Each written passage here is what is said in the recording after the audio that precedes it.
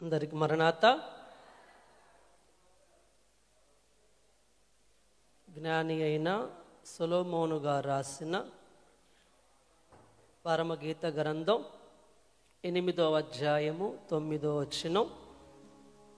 అది ప్రాకారము వంటిదాయన, మేము దానిపైన వెండి గోపురం ఒకటి కట్టుదుము. అది కవాటము వంటిదాయన, దేవదారు మ్రాణుతో దానికి అడ్డులను కట్టుదుము. చిన్న ప్రార్థన చేసుకుందాం. దయానిధివైన మా తండ్రి, మహాపరిశుద్ధుడువైన మా తండ్రి, మీకే ప్రణుతులు, స్తుతులు, స్తోత్రములయ్యా. తండ్రి, వాక్య సందేశము బోధించునయుండగా ధూళి బూడిద వంటి వారము, అల్పులము, అయోగ్యులము తండ్రి. అయ్యా, మీ ఆత్మ సహాయం మాకు దయచేయండి. మా నోటికి తోడుగా ఉండండి. దైవజనుని ఆత్మను మాకు తోడుగా ఉంచి వాక్యము ద్వారా మాతో మాట్లాడుమని ప్రార్థన చేయించు ఉన్నాము. బైబిల్ మిషన్ ఎత్తి చూపించబడినట్లుగా ఈ సభలో ఘనముగా జరిగించుమని మీ పాదాలు పట్టుకొని బ్రతిమిలాడుతూ ఉన్నాము. మీరే తండ్రి, మీ సహాయము ద్వారా అందరితో మీరే మాట్లాడుమని మంచి బోధకుడైన యేసుక్రీస్తు నామమున వేడుకొనుచున్నాము తండ్రి. ఆమేన్. ఈరోజు మన అంశము వధువు సంఘ ప్రాకారములు అనే పాఠము ధ్యానం చేసుకుందాం. ప్రభు నామమున మీకెల్లరకు కృపా సమాధానములు కలుగునుగాక. ఆమేన్. పరమగీత గ్రంథం 8వ అధ్యాయం 9వ వచనం. అది ప్రాకారము వంటిదాయన, మేము దానిపైన వెండి గోపురం ఒకటి కట్టుదుము. పరమగీత గ్రంథం యూదులైన వారు మోకాళ్ళ మీదుండి చదువుతారు. దైవజనులు దేవదాసయ్య గారు పెళ్లి కుమార్తె అంతస్తు ఉన్నవారికే ఈ గ్రంథం అర్థమవుతుంది అని చెప్పారు. ఈ గ్రంథం ఎవరికి అర్థమవుతుందంట? పెళ్లి కుమార్తె అంతస్తు ఉన్నవారికే ఈ గ్రంథము అర్థమవుతుంది అని చెప్పారు. ఇక్కడ వధువు సంఘం సామాన్య సంఘమును ఉన్నతానుభవములోనికి తెచ్చుటకై మాట్లాడుతూ ఉన్నట్లు మనం చూడగలం. దేవుని బిడ్డలారా, వధువు సంఘ ప్రాకారములు. ముందుగా ప్రాకారము అంటే ఏంటో మీకు నేను జ్ఞాపకం చేస్తాను. పరిశుద్ధ గ్రంథములో నుండి ప్రవక్త అయిన సమూయేలుగా రాసిన 2వ గ్రంథం 5వ అధ్యాయం 7 నుంచి దావీదు పురమునకు కలిగిన ప్రాకారం, కోట మనం చూడగలం. అలాగే యెరికో పట్టణమునకు గల ప్రాకారం, పరిశుద్ధుడైన యెహోషువ గారు రాసిన గ్రంథం 6వ అధ్యాయం 1వ వచనం, యెరికో పట్టణమునకు గల ప్రాకారం. అలాగే భక్తులు రాసిన రాజుల మొదటి గ్రంథం 3వ అధ్యాయం 1వ వచనం, సొలొమోను కట్టించిన ప్రాకారము మనం చూడగలము.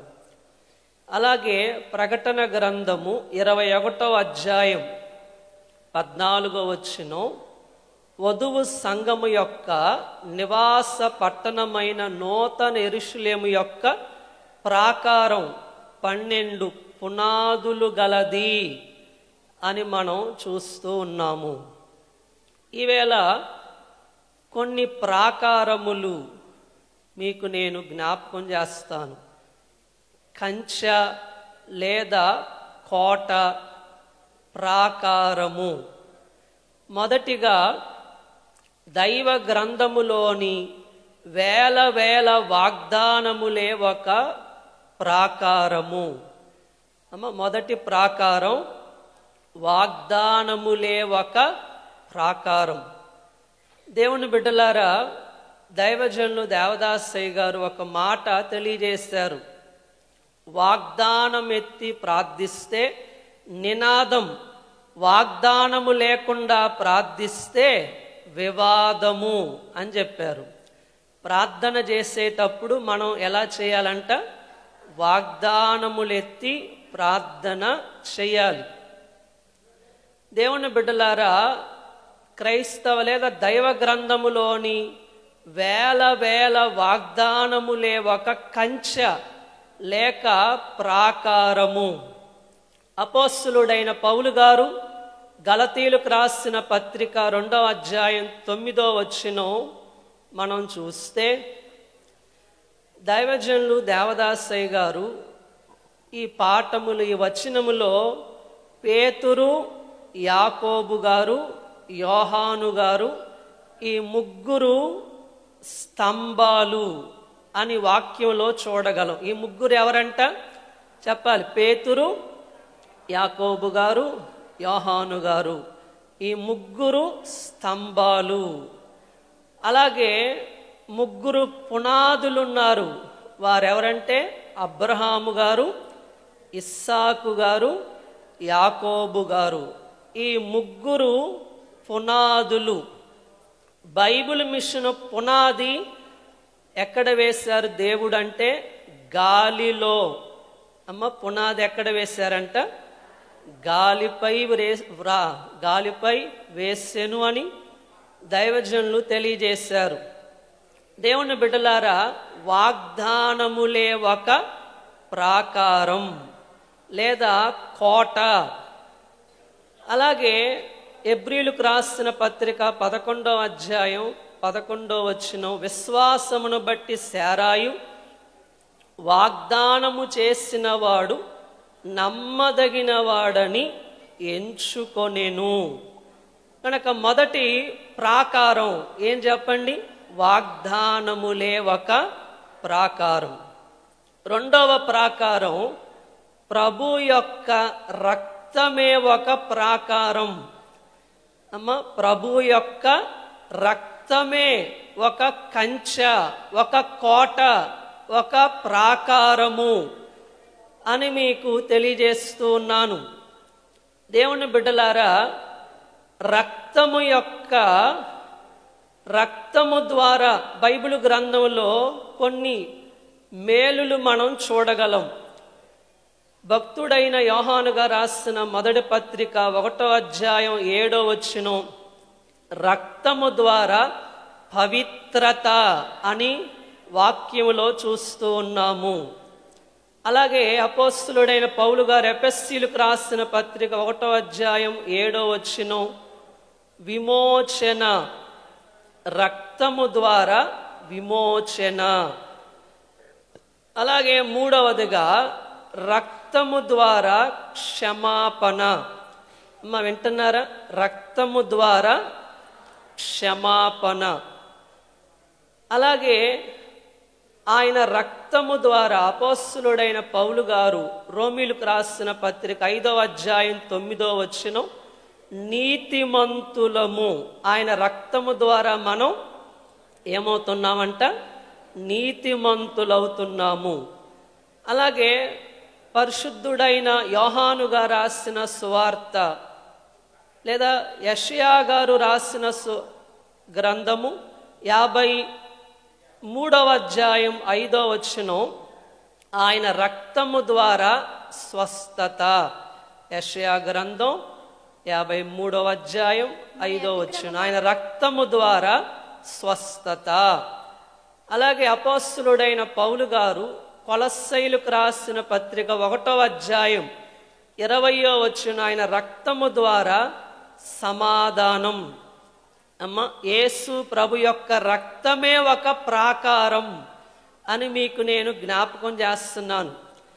అలాగే అపోస్తలుడైన పౌలు గారు హెబ్రీయులకు రాసిన పత్రిక 10వ అధ్యాయం 12వ వచనం, ఆయన రక్తము ద్వారా పరిశుద్ధత. అమ్మ, ఆయన రక్తం ద్వారా మనకేం కలుగుతుందంట? గమనించాలి, పరిశుద్ధత. అలాగే ఆయన రక్తము ద్వారా దూరస్థులమైన మనం సమీపస్తులవుతున్నాము ఆయన రక్తము ద్వారా. ఆయన రక్తము ద్వారా విజయము. అమ్మ, ఆయన రక్తము ద్వారా మనకి ఏంటంట? విజయము అని మీ అందరికీ నేను జ్ఞాపకం చేస్తున్నాను. ఆయన రక్తము ద్వారా ప్రకటన గ్రంథం 1వ అధ్యాయం 6వ వచనం విడుదల. ప్రతి పాపము నుండి మనకు విడుదల. కనుక యేసుక్రీస్తు ప్రభు యొక్క రక్తమే ఒక ప్రాకారం. రక్తమే ఒక ప్రాకారము లేదా కంచె, కోట. అలాగే మూడో మాటగా నీవే స్వయముగా దైవ వాగ్దానములపై ఆనుకొని దీవెన కొరకై దిట్టముగా ప్రార్థించు ప్రార్థనలే ఒక ప్రాకారం. మూడవ ప్రాకారం ఏంటంటే ప్రార్థన. అందరు చెప్పండి, మూడవ ప్రాకారం ఏంటి? ప్రార్థన. వధువు సంఘ ప్రాకారములు ఈరోజు మనం ధ్యానం చేసుకుంటున్నాం. మూడో ప్రాకారం ప్రార్థన. దైవజనులు దేవదాసయ్య గారు ప్రార్థన నాడి వంటిది అని చెప్పారు. ప్రార్థన ఎలాంటిదంట? నాడి వంటిది అని చెప్పారు. ఇంకో మాట, ప్రార్థన ఊపిరి వంటిది అన్నారు. ప్రార్థన ఎలాంటిదంట? చెప్పాలి, ఊపిరి వంటిది. కనుక దైవజనులు చెప్తూ ప్రార్థన పాపం చెయ్యనివ్వదు, పాపము ప్రార్థన చెయ్యనివ్వదు అన్నారు. ప్రార్థన ఏం చేయనివ్వదంట? పాపం చేయనివ్వదు, పాపము ప్రార్థన చెయ్యనివ్వదు. దేవుని బిడ్డలారా, ప్రార్థన విశ్వాసికి తాళపు చెవి వంటిది. అమ్మ, ప్రార్థన విశ్వాసికి ఏంటి? తాళపు చెవి వంటిది. లేదా ప్రార్థన విశ్వాసి ఆత్మకు ఊపిరి వంటిది. ప్రార్థన ఎలాంటిదంట? అమ్మ, విశ్వాసి ఆత్మకు ఊపిరి వంటిది. ప్రార్థన ఆత్మకు ఖడ్గము వంటిది. ఈ మాటలన్నీ మీరు చాలా జాగ్రత్తగా వినాలి. ప్రార్థన ఆత్మకు ఎలాంటిది? ఖడ్గము వంటిది. ప్రార్థన సాతానుకు బెత్తము వంటిది. అమ్మ, ప్రార్థన సాతానుకు ఒక బెత్తము లాంటిది. కనుక ప్రార్థనే ఒక ప్రాకారం. చెప్పండి, ప్రార్థనే ఒక ప్రాకారం. దానియేలు గారిని సింహాల బోనులో వేశారు. ఆయనకు ప్రార్థనే ఒక ప్రాకారం. చెప్పండి, దానియేలు గారికి ఏంటి ప్రాకారం? ప్రార్థనే ఒక ప్రాకారం. మనకు కూడా కంచె, కోట, ప్రాకారం ఏంటి? అమ్మా, ప్రార్థనే. అందుకే దైవజనులు దేవదాసయ్య గారు ఒక 7 మాటలు చెప్పారు. దినమంతా ప్రార్థించు దీవెన కలుగును అన్నారు.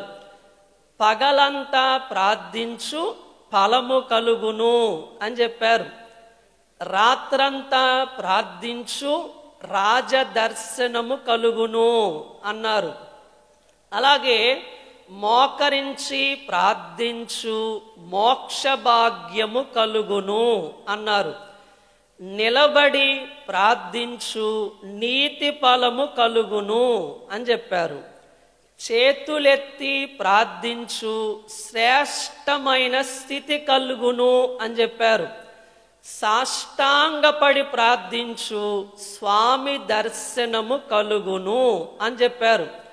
కనుక ప్రార్థనే ఒక ప్రాకారం. కనుక ఏలియా గారంట భక్తులు రాసిన రాజుల మొదటి గ్రంథం 18వ అధ్యాయం 42వ వచనం, మోకాళ్ళ మధ్య తలపెట్టి ప్రార్థన చేశారు. ఎలా చేశారు చెప్పండి? మోకాళ్ళ మధ్య తలపెట్టి ప్రార్థన చేశారు. కనుక దైవజనులు కొన్ని మాటలు చెప్పారు. ఏలియాకున్నది గురి అన్నారు. అమ్మ, ఏలియా గారికి ఏముందంట? గురి ఉంది.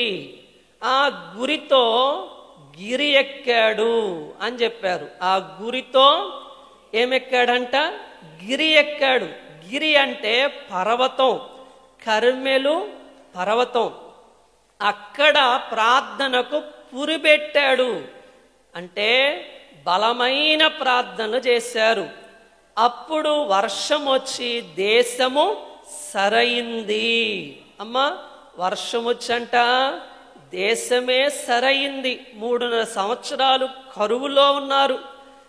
ప్రజలకు సిరిబుట్టింది అని చెప్పారు దైవజనులు. గురి చెప్పాలి, గురి, గిరి, అమ్మ, పురి, సరి, సిరి. కనుక ప్రార్థనలే ఒక ప్రాకారం. 4వ మాట, దైవజనులు ఒక పాటలో 75వ పాటలో పాటలు, ప్రార్థన, వాక్య పఠనం, స్వార్థ ప్రకటన, కానుకలు, సమర్పణ, లోటు లేకుండా చేయు ఈ ఆచారములే ఒక ప్రాకారం అన్నారు. అందరు గమనిస్తున్నారా? ఎన్ని పాటలు, ప్రార్థన, వాక్య పఠనము, స్వార్థ ప్రకటన, ఇచ్చు కానుకలు, సమర్పణ, లోటు లేకుండా చేయు ఈ ఆచారములే ఒక ప్రాకారము. దేవుని బిడ్డలారా, పాటలు, రాగాలు తీస్తే మీ అందరికీ తెలుసు కదా, రోగాలు పోతాయి. పాటలు. 2వది ప్రార్థన. 3వది వాక్య పఠనము. దైవజనులు దేవదాసయ్య గారు ఒక పాఠములో బైబిలు సరిగా చదవని వారు మేఘములోకి వెళ్ళలేరు అన్నారు. బైబిలు సరిగా చదవకపోతే మేఘములోకి వెళ్ళలేరు. దేవుని బిడ్డలారా, ఇంకో మాట దైవజనులు చెప్పారు. ప్రతి దినము నీవు కడుపు నిండా బైబిలు చదవాలి అన్నారు. ఎలా చదవాలంట? బైబిలు కడుపు నిండా బైబిలు చదవాలంటే తృప్తి కలిగే వరకు బైబిలు చదవాలి. దేవుని బిడ్డలారా, వాక్య పఠన, స్వార్థ ప్రకటన, ఇచ్చు కానుకలు, ఇచ్చు కానుకలు. దేవునికి ధారాళంగా ఇస్తే దేవుడు కుమ్మరింపుగా ఇస్తాడు అని చెప్పారు దైవజనులు. సమర్పణ. అమ్మా, ఈ 6 లోటు లేకుండా చేయు ఈ ఆచారములే ఒక ప్రాకారం. ఈ 6 పనులు మనం చేస్తే ఇవే మనకు ఎలా ఉంటాయంట? ఒక ప్రాకారముగా, కంచెగా, కోటగా ఉంటాయి. అలాగే 5వ మాట, ఇప్పుడు దాకా 4 మాటలు మీకు జ్ఞాపకం చేశాను. మొదటి మాట, దైవ గ్రంథములోని వేల వాగ్దానములే ఒక ప్రాకారం. 2వది ప్రభు యొక్క రక్తమే ఒక ప్రాకారం. 3వది ప్రార్థనలే ఒక ప్రాకారం. 4వది పాటలు, ప్రార్థన, వాక్య పఠనము, స్వార్థ ప్రకటన, ఇచ్చు కానుకలు, సమర్పణ ఒక ప్రాకారం. 5వది సిలువే ఒక ప్రాకారం. అందరు చెప్పండి, సిలువే ఒక ప్రాకారము. దేవుని బిడ్డలారా, మీ కొన్ని మాటలు నేను క్లుప్తంగా జ్ఞాపకం చేస్తాను. సిలువ జీవమునకు నడుపు, తిన్నని ఇరుకైన మార్గం. అందరూ బాగా గమనించండి. విశ్వాసికి సిలువను చూస్తే ధైర్యం అన్నారు దైవజనులు. విశ్వాసికట సిలువను చూస్తే ధైర్యం.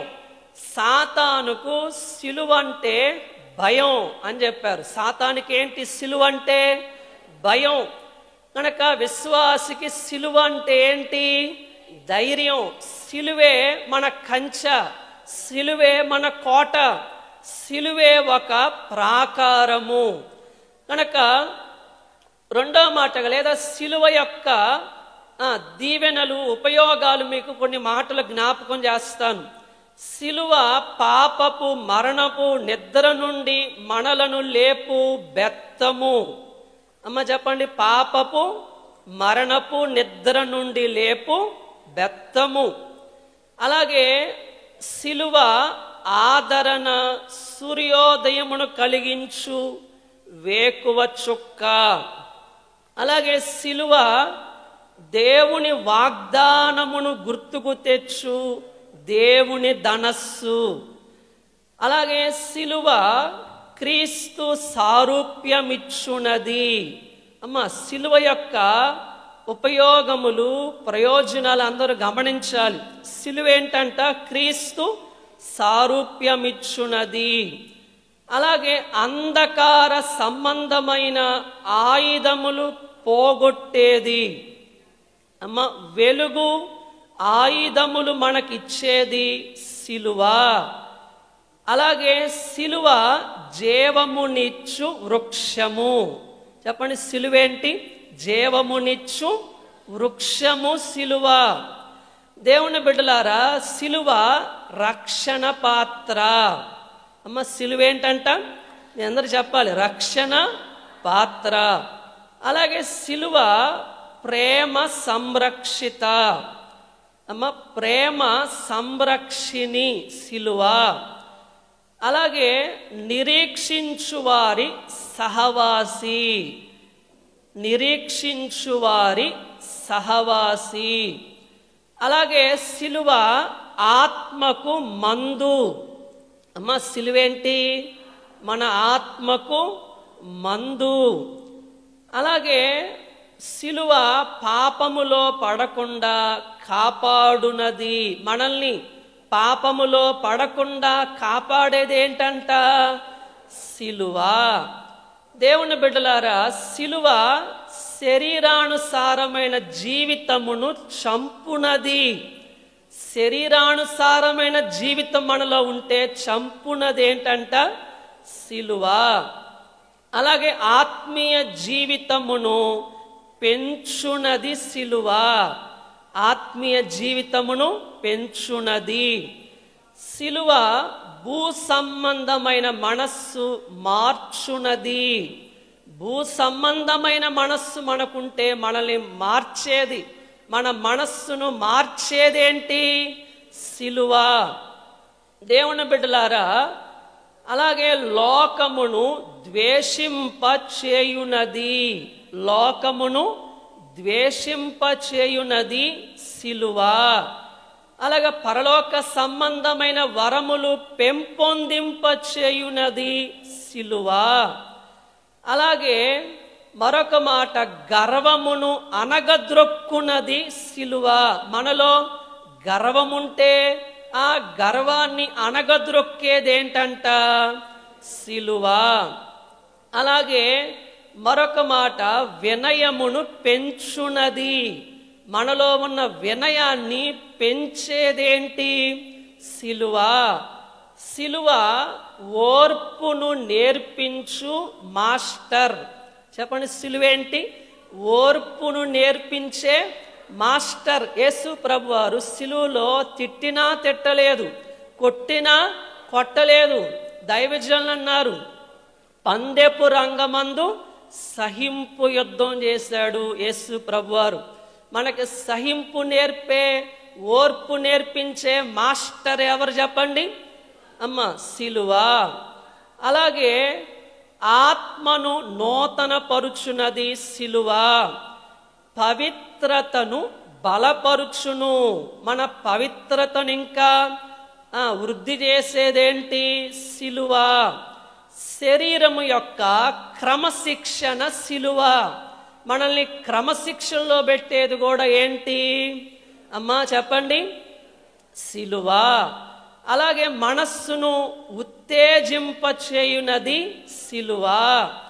అలాగే జ్ఞానము నేర్పు తల్లి. సిలువ ఏంటంట? జ్ఞానము నేర్పు తల్లి సిలువ. అలాగే సాత్వికము బోధించు బోధకుడు సిలువ. దేవుని బిడ్డలారా, ప్రార్థనకు మేల్కొలుపు సిలువ. అలాగే మనస్సాక్షికి నెమ్మదినిచ్చేది సిలువ. మన మనస్సాక్షికి ఏమిచ్చిద్దంట సిలువ? నెమ్మది. అలాగే అంతరంగమును ఆనందపరుచునది సిలువ. ఈ మాటలో చివరి మాట, విశ్వాసి మెడలో మెరయు ముత్యము సిలువ. విశ్వాసి మెడలో మెరయు ముత్యము లాంటిది సిలువ. ఇప్పుడు చెప్పండి, సిలువేంటి? ఒక ప్రాకారం. అందరూ అనండి. 5వ మాట, సిలువే ఒక ప్రాకారం. 6వ మాట, దేవదూతలే ఒక ప్రాకారం. అందరూ అనండి.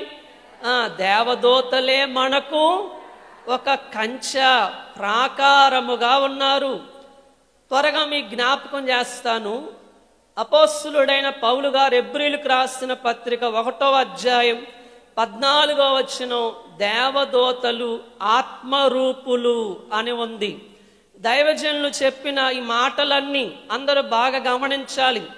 అలాగే కీర్తనల గ్రంథము 89వ కీర్తన 5 నుండి 7 వరకు పరిశుద్ధులు. దేవదూతలు ఎవరంట? పరిశుద్ధులు. 3వ మాట, నిత్య స్తుతి చేయువారు. ఎవరు చెప్పండి?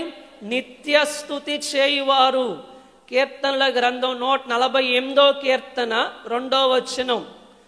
అలాగే దైవ చిత్తమును నెరవేర్చువారు. 4వదిగా దైవ చిత్తమును నెరవేర్చువారు. భక్తులు రాసిన కీర్తన గ్రంథం 103వ కీర్తన 20వ వచనం. అలాగే దేవదూతలు పరిచారకులు. 104వ కీర్తన 4వ చరణం. అలాగే 6వదిగా కావలి బంటులు. దేవదూతలు ఎవరంట మనకి? కావలి బంటులు.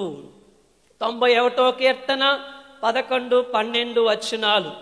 అలాగే దేవదూతల గురించి 7వ మాట, ఎవరి వశము కానివి వారు చేతురు. ఎవరి వశం కానివి వారు చేస్తారు. అపోస్తుల కార్యాల గ్రంథం 12వ అధ్యాయం 7వ వచనం.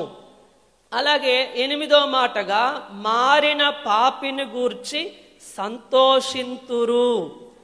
అలాగే 9వ మాట, ఆపద వేళలో తప్పించువారు. ఆపద వేళలో మనల్ని తప్పించేవారెవరు? దేవదూతలు. దానియేలుగా రాసిన గ్రంథం 6వ అధ్యాయం 22వ వచనం. అలాగే రాకడ కాలమున ప్రభుతో వత్తురు. దేవదూతలే మనకొక ప్రాకారం అని మీకు నేను జ్ఞాపకం చేస్తున్నాను. దైవజనులు చెప్పిన విషయాలు మీకు తెలియజేస్తున్నాను.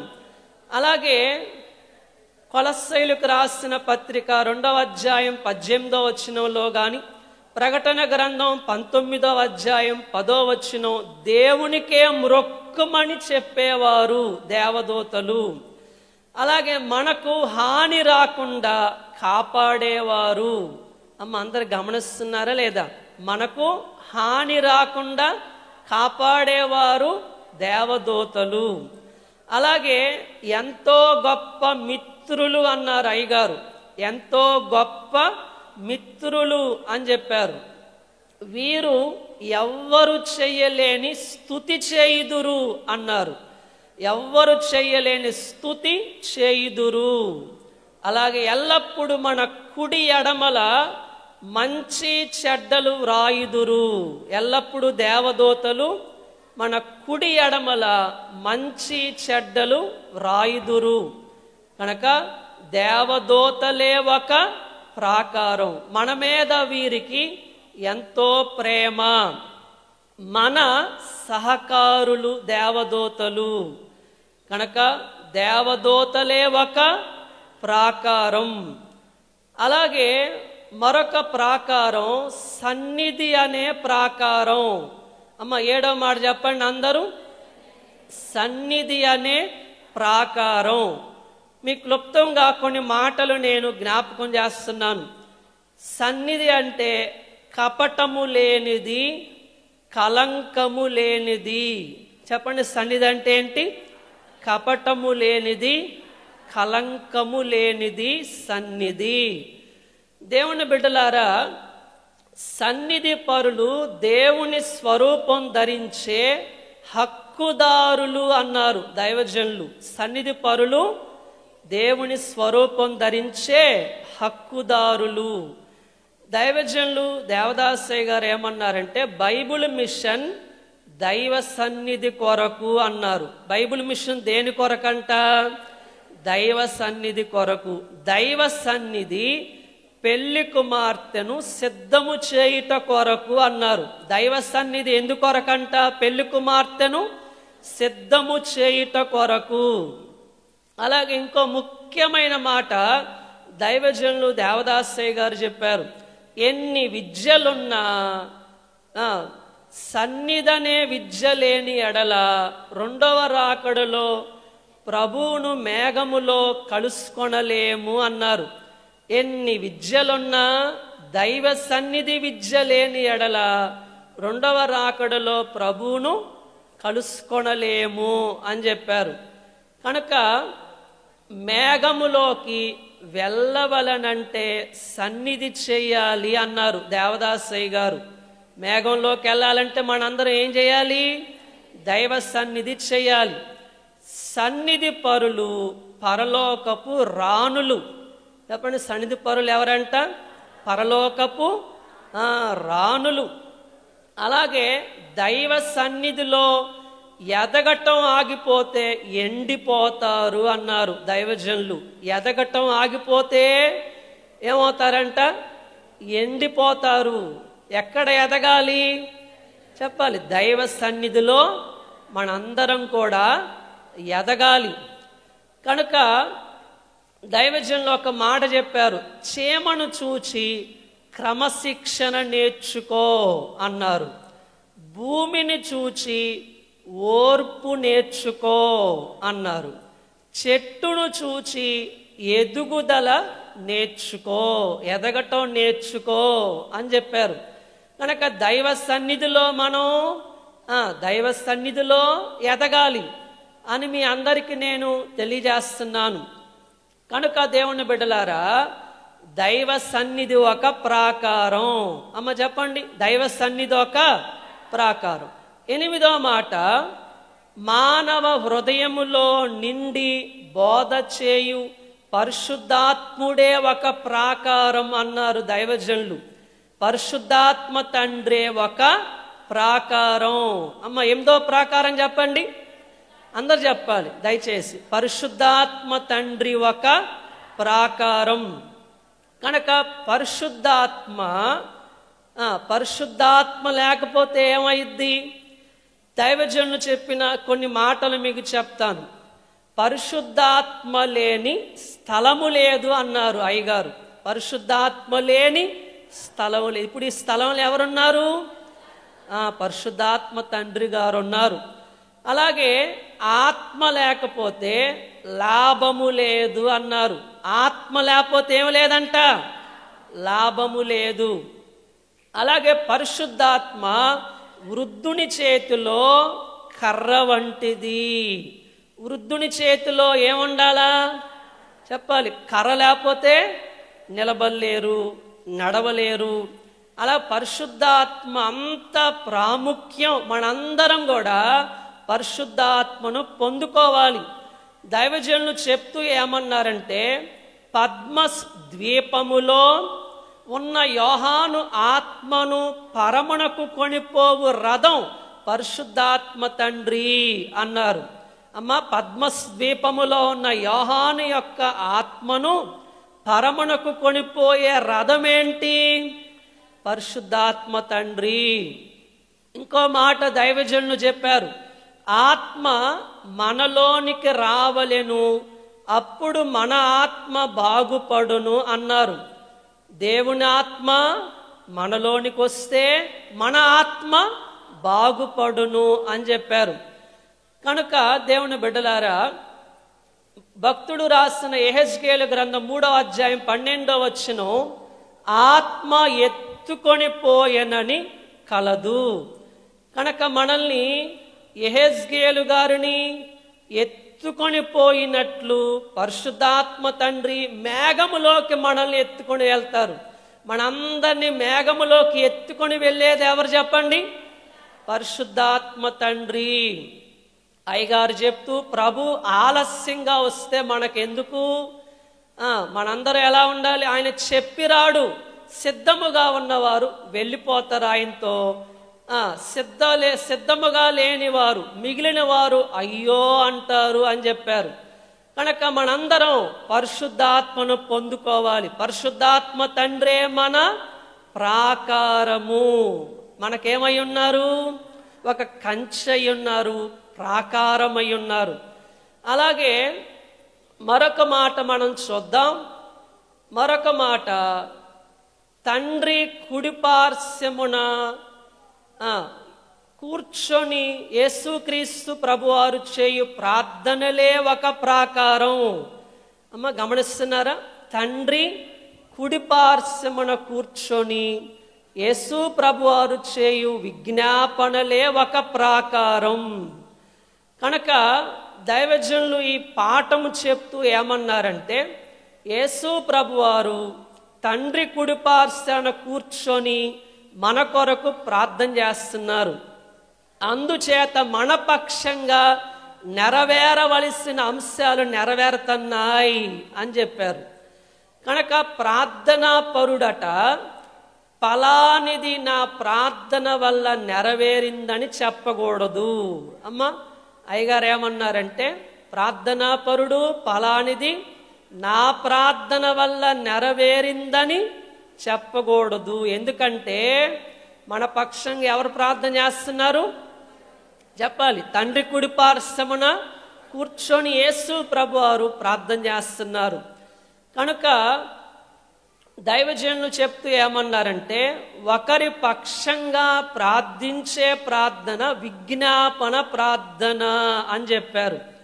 కనుక పరలోకములో ఆయన ప్రార్థిస్తూ ఉండగా భూలోకములో ఆత్మ మనలో ఉండి ప్రార్థిస్తున్నారు. పరలోకములో ఆయన ప్రార్థిస్తూ ఉండగా భూలోకమున ఆత్మ తండ్రి మన పక్షమున మనలో ఉండి ప్రార్థన చేస్తున్నారు. అలాగే 10వ ప్రాకారం, కృపయే ఒక ప్రాకారం. ఏంటి ప్రాకారం చెప్పండి? కృపయే ఒక ప్రాకారం. కనుక మరొక మాట మనం చూద్దాం. 11వ మాట, దేవుని పిల్లలు చేయు స్తుతులే ఒక ప్రాకారం. స్తుతులే ఒక ప్రాకారం. కనుక స్తుతి దేవదూతల స్థితి. స్తుతి చేయువారంటే సాతానుకు భయం అన్నారు. సాతానికి ఎవరంటే భయం? స్తుతి చేయువారంటే. స్తుతి లేని ప్రార్థన ఉప్పు లేని వంటకంతో సమానం అన్నారు. స్తుతిలే ఒక ప్రాకారం. చివరి మాట, దేవుని పిల్లలకు కలుగు శ్రమానుభవమే ఒక ప్రాకారం. దేవుని పిల్లలకు కలుగు శ్రమానుభవమే ఒక ప్రాకారం. కనుక యోసేపు హారము ధరించుటకు శ్రమలే సాధనము అన్నారు దేవదాసయ్య గారు. కనుక శ్రమలే విశ్వాసి యొక్క హితులు, సంపదలు అన్నారు. కనుక శ్రమ వద్దు అంటే కళ తగ్గిపోతుంది అని చెప్పారు దైవజనులు. కనుక శ్రమలే ఒక ప్రాకారం. చెప్పండి, శ్రమలే ఒక ప్రాకారం. కనుక 12 ప్రాకారాలు, వధువు సంఘ ప్రాకారాలు మీ జ్ఞాపకం చేశాను. దేవుడు ఈ వాక్యాన్ని మీ హృదయములో ఫలింపజేసి మనందరికీ ప్రాకారముగా ఆయన తోడుగా ఉండి మనందరినీ రాకడకు సిద్ధపరుచునుగాక. ఆమెన్. దయానిధివైన మా తండ్రి, మీకే స్తుతులయ్యా. అల్పులం అయోగ్యులం తండ్రి, ఈ రాజమండ్రి మహాపట్టణములో వాక్యం బోధించే గొప్ప ధన్యత అయ్యా మాకు అనుగ్రహించారు. స్తుతులు, ప్రణుతులు, స్తోత్రములయ్యా. ఈ వాక్యము ద్వారా మీరు వధువు సంఘ ప్రాకారాలు జ్ఞాపకం చేశారు. మీకే ప్రణుతులు, స్తుతులు. మమ్మల్ని అందరినీ రాకడకు సిద్ధపరిచి మేఘమెక్కించండి. త్వరగా వచ్చుచున్న యేసునామాన వేడుకొనుచున్నాము తండ్రి. ఆమెన్. అల్పుడనైన నాకు ఈ శ్రేష్టమైన ధన్యత ఇచ్చిన బైబిల్ మిషను ప్రెసిడెంట్ అయ్య గారు, రెవరెండ్ డాక్టర్ జె శామ్యుల్ కిరణయ్య గారికి ప్రత్యేకంగా మరణాత. అలాగే ప్రెసిడెంట్ అమ్మగారికి మరణాత, వైస్ ప్రెసిడెంట్ అయ్య గారికి మరణాత. సెక్రటరీ గారికి ప్రత్యేకంగా మరణాత, జాయింట్ సెక్రటరీ గారులకు మరణాత, గవర్నింగ్ బాడీ గారులకు ప్రత్యేకంగా మరణాత. విన్న మీ అందరికీ మరణాత.